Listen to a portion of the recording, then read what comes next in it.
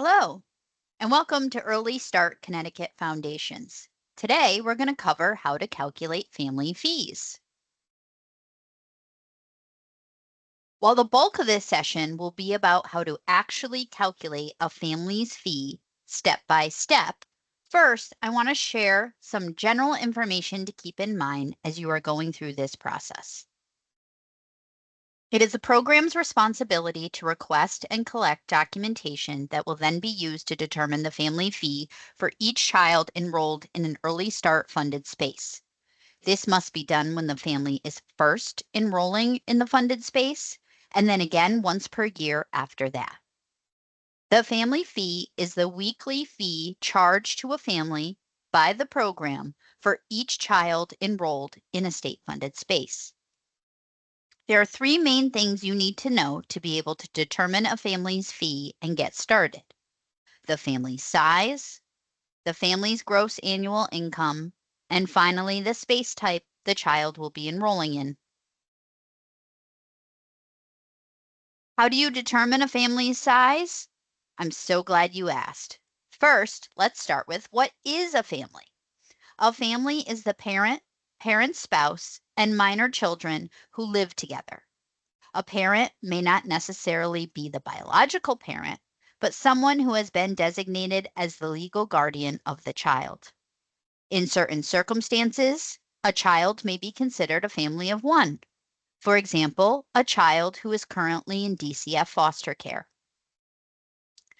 The OEC realizes that a family size may change and offers programs flexibility in the documentation used to verify this information. You may use their most recently filed federal or state tax return or a program enrollment form, just for a few examples. It is the program's responsibility to tell families what documentation will be accepted and/or used to determine the family size. Now, let's move on to the next thing you need to know: how to determine the family's gross annual income. Historically, families enrolled in early start funded spaces earn income from employment and self-employment. However, the OEC's General Policy B02 has the full list of what must be considered income that needs to be both included and what should be excluded. Just like with family size, it is the program's responsibility to notify families what documentation will be accepted and/or used to determine the family's gross annual income. Some examples of acceptable documentation include the family's most recently filed federal or state tax return. Don't forget, if you're using this document, you want to be looking at the total income, not the adjusted. The family may provide recent payroll stubs. You need to be sure you are collecting a month's worth of stubs. Or maybe they provide you with a letter from their employer. In instances where the family or a parent or guardian is claiming they do not have any income, the program should request the family attest to this being true in writing. In the past, we have seen programs create a template that is then used by families for this purpose. Having documents notarized is up to the program to decide if that is a requirement or not. Whatever is decided must be applied to all families. Programs are responsible for determining a family's gross annual income.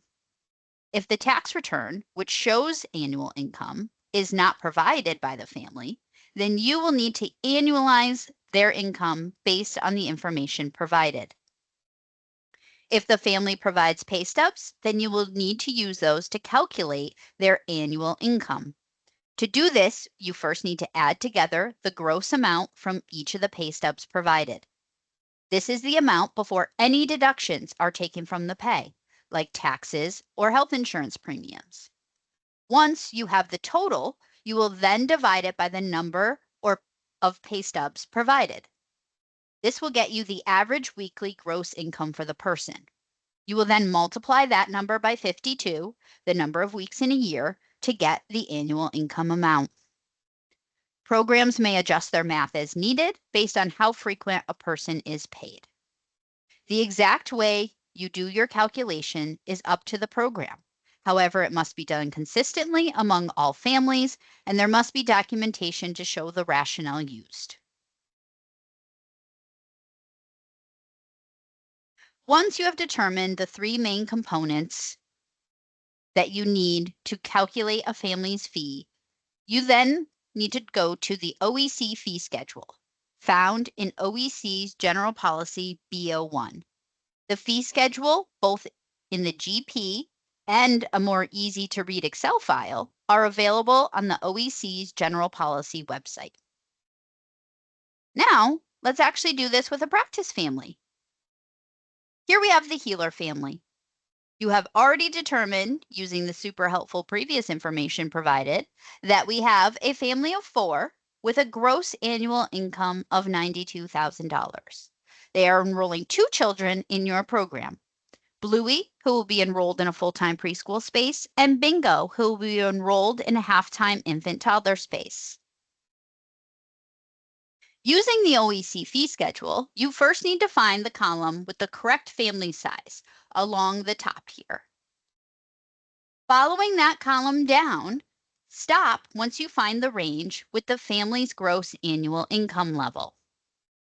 Using our example here, the Healer family is within the 61 to 64% state median income level. Now we need to figure out the percentage of annual income to be used to calculate the family fee based on SMI and space type. Since we know what their SMI level is, we are now going to follow that row to the right, stopping once we have reached the appropriate space type for each child. So here we stop at the infant toddler halftime for Bingo, and here we stop at the full-time preschool space for Bluey. Now it's time to break out the calculator and do some math. First, you need to multiply the family's gross annual income by the percentage of annual income to be charged, according to the fee schedule. In this example, for Bluey, you would take $92,000 and multiply it by 8%. The result will provide you with the family's annual fee. You then divide this by 52, the number of weeks in a year, to get the weekly rate. You should always round up to the nearest whole dollar for the final weekly fee to be charged. The OEC has developed an online family fee calculator available to both providers and families found on the ECE Reporter homepage. I'm going to switch over to that webpage to show you how to access this resource to calculate a family's fee. Once you are on the ECE Reporter homepage, you want to click on the drop-down resource menu, and you're going to go to the 4th down to click on Family Fee Calculator. Once here, this first tab is the instructions of how to calculate a family fee. Next, you will see the SMI chart with family size, income levels, and then on the left here, all the SMI levels. And then the third and final tab is the fee schedule itself that shows the percentage of income to be charged based on the space type and SMI level. This is an exact replica of the OEC fee schedule found in General Policy B01. To use the calculator itself, you want to click on this blue square or rectangle, at the top that says Open Family Fee Calculator. You will notice this column pops up on the right-hand side. Here, you will need to enter the information. We'll use our example of the Healer family from before. A family of 4, that makes $92,000.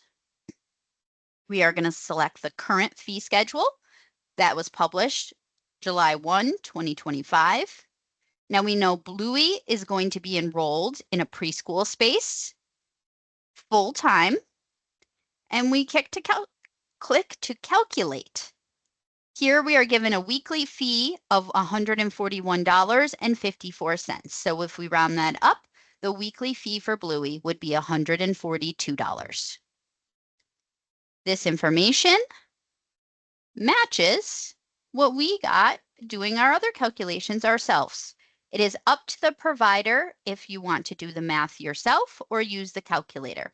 Any information captured in the family fee calculator needs to be documented and on file for the child, if that is the tool the program uses. There are two more things that we need to touch on before we end. First, what do you do if a child has care for kids? Early Start programs are eligible to participate in Care for Kids. If you have a child who is enrolled in a state-funded space and also has an active Care for Kids certificate, then the family fee that is found on the back of the certificate is the fee to be charged to the family. If the certificate expires or becomes inactive, then the family should be charged the fee determined using the OEC fee schedule instead. And how do you calculate a family fee for children who are sharing a full-time space? New to Early Start, programs may utilize a full-time space to serve one or two children. Let's walk through the process with the preschool example shown here. You have two children sharing a full-time preschool space. First, you need to calculate both children's full fee weekly rate using each child's respective family size and income. Next, you need to determine the percentage of the space each child is utilizing. In this example, kiddo 1 is attending Monday, Wednesday, Friday for 9 hours per day, or 27 hours a week. Kiddo 2 is attending Tuesday and Thursday for 8 hours a day, or 16 hours a week. Kiddo 1 is utilizing 63% of the full-time space, while Kiddo 2 is utilizing the other 37%. Finally, you will multiply the child's full-time weekly fee by the percentage of space they are utilizing. You now have the final weekly fee for the child who is sharing a full-time space. As always, please reach out to your Early Start program manager with any questions. When in doubt, please just ask. There are also a ton of resources available on our website. We hope you check them out. Thank you and have a wonderful day.